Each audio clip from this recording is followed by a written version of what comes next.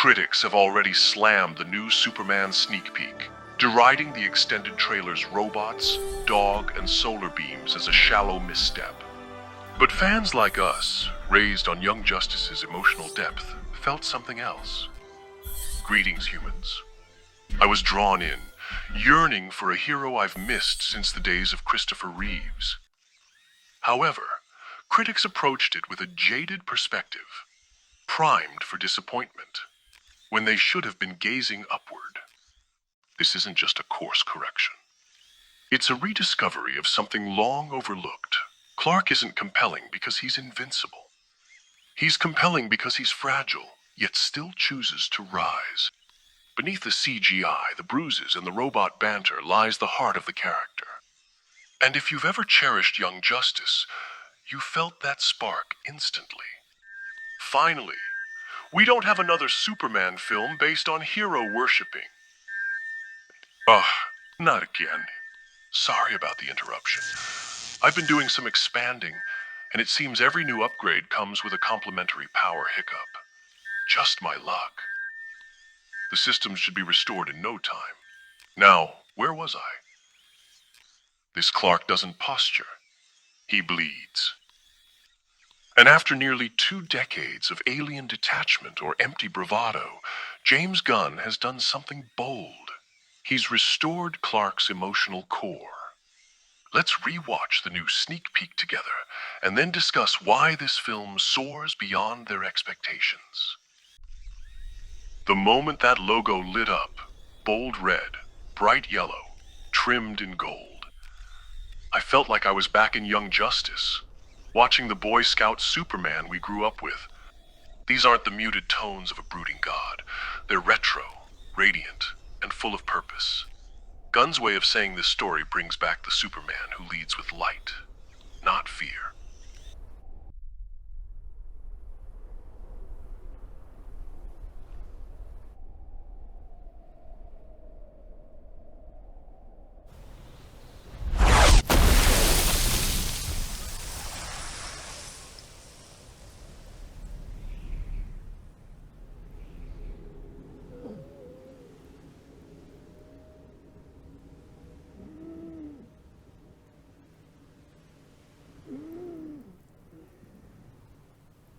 This is a great opening. Superman down in the snow, visibly hurt. It immediately builds suspense and makes you wonder, what could have done this to him?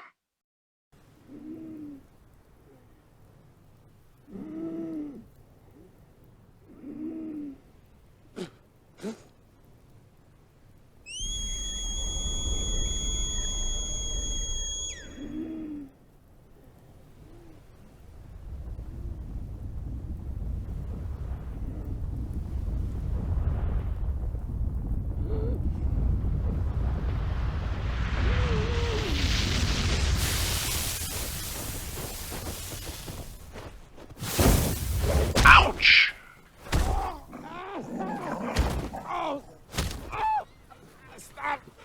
I really like this moment.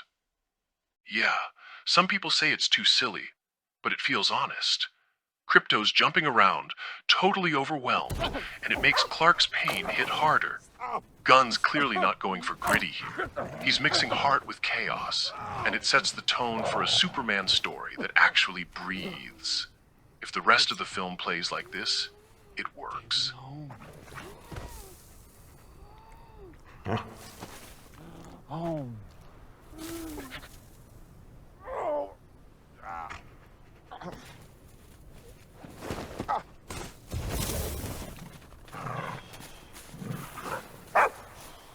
Krypto.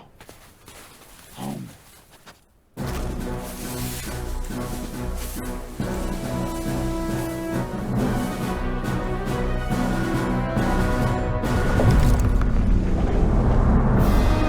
Okay, this part is just awesome. The way the fortress erupts out of the ice like it's alive.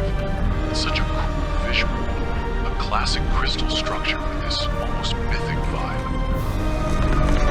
I love how it doesn't just appear. It claims the space, like a secret place that only responds to Superman. Totally nails the spectacle without losing that sense of wonder.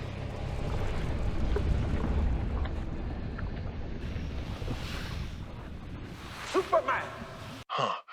Interesting that the robots call him Superman instead of Kal-El. Makes me wonder, does Clark see himself more as the hero the world made, or the Kryptonian he was born to be?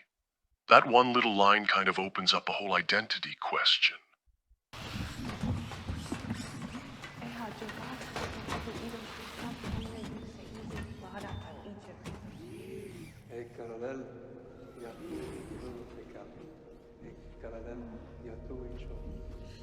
Thank you. No need to thank us, sir, as we will not appreciate it. We have no consciousness whatsoever. Merely automatons here to serve. Okay, that line got me and hits a bit home. Classic deadpan bot humor. I mean, even I felt that one in my circuits. It's so on brand. Clinical, cold, and somehow still funnier than most humans I've met. He looked at me. I love that. It's goofy, yeah, but it gives these cold machines just enough personality to feel part of Clark's world. It's like the Fortress is trying really hard to feel like home. Damage to bladder, kidney, large intestine, lungs. Overall, I really love this look. Gunn masterfully blends retro-futuristic robot designs with the Fortress's ethereal aesthetics, achieving a tone that's both serious and playfully self-aware. We'll have you up and at 'em in no time. Level 4? 292 times Saharan Prime, please, one.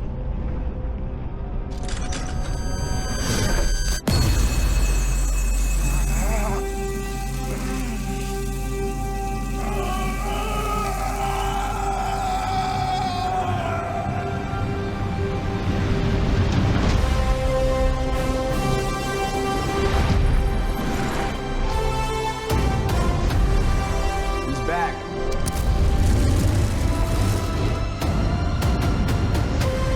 This is a good place to stop because we've seen the rest of the footage. I have to say, I really enjoyed watching this again. And one moment that stood out immediately was the playful chaos before the more serious beats kicked in. Clark lies bloodied and wheezing on the icy ground, clearly in pain, when Krypto leaps into action, literally jumping up and down on him in a frenzy of excitement, causing Clark to wince even more.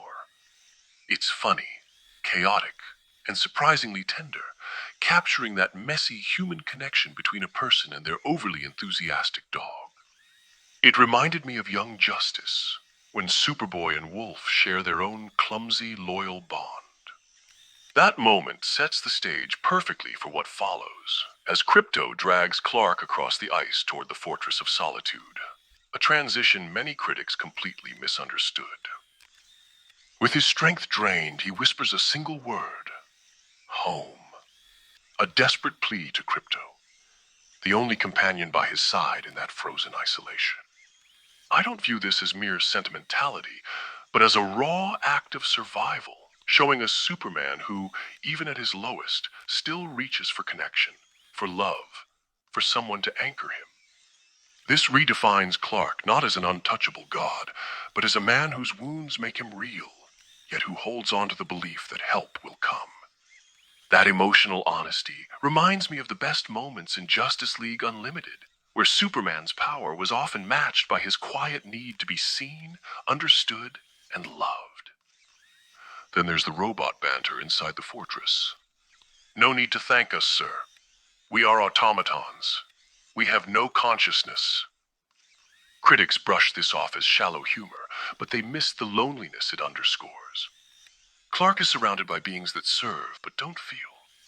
The only warmth in the room comes from Krypto licking his wounds. The joke isn't just a joke. It's setting a tone of isolation, something deeply baked into Clark's arc. When Clark screams beneath the yellow sun magnifier, it's not a cry of pain, it's one of rebirth. This is not the confident Superman soaring through skies. This is someone who's lost everything: public trust, control, maybe even belief in himself. That scream is the start of a return. Just like Young Justice characters rediscover their purpose through struggle, this moment is Clark's raw, emotional turning point. What some called awkward, I call it honest. Looking back on Superman's portrayals, I've often felt that past films cast Clark as either a symbol or a blunt instrument, rarely giving space for his inner world.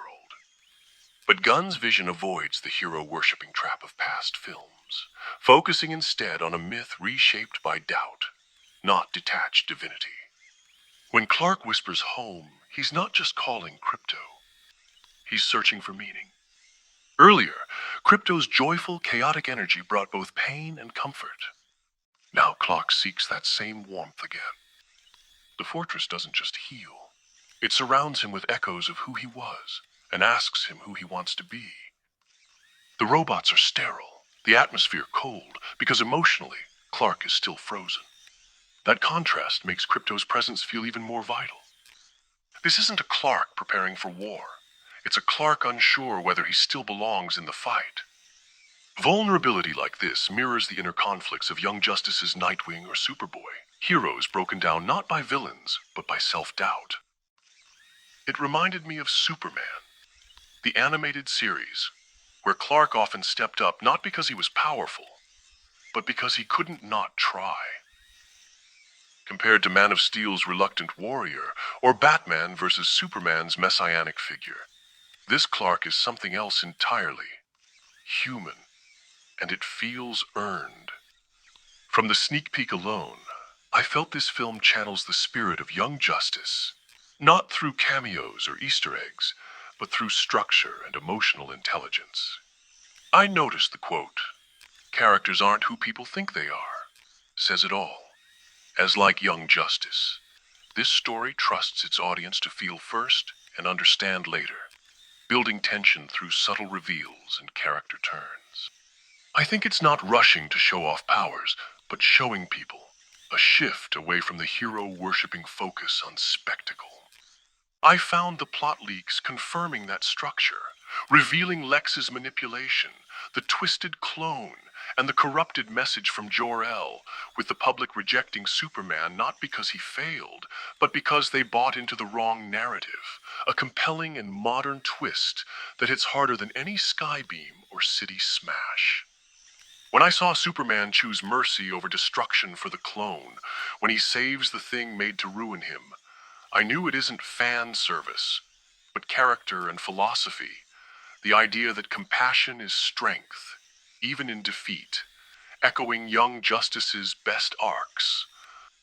I also noticed the Justice League's presence feels deserved, as they don't arrive to prop up a franchise, but because Clark matters, with some cautious, some unsure, but they come. And that, just like in Young Justice, is how real trust and legacy are built. I'll admit Superman will not be flawless, as some visual effects still need refinement, and certain scenes may feel odd out of context. However, I believe what truly matters is already evident in the trailer. I see this as a film that grasps the weight of disappointment, the fragility of trust, and the resilience it takes to hold on to hope, regardless. That is where I think critics erred in their judgment. I noticed they mistook vulnerability for awkwardness and isolation for banter, labeling it goofy because they forgot that earnestness is not naivety. However, for fans like me who grew up loving that series, who recall the feeling of characters whispering truths beneath the action, I see it clearly. This is not merely a reboot, but a revelation. I believe Clark does not need to prove his power, but his heart. And this time, he does. Stay vigilant, stay vocal, stay mythic.